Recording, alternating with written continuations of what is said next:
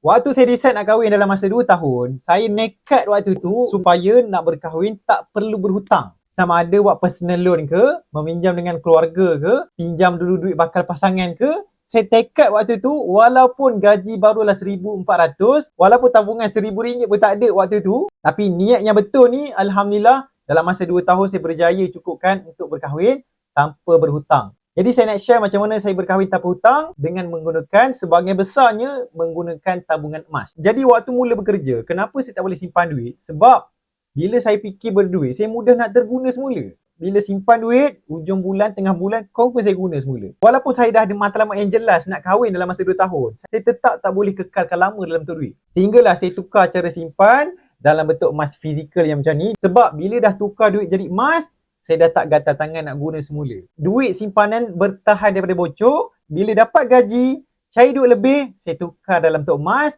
Jadi logiklah duit tabungan emas bertahan daripada bocor. Saya fikir, bila lepas kahwin, lebih banyak kos yang diperlukan. Jadi kalau kita kahwin pun dah hutang, kita dah menambah beban.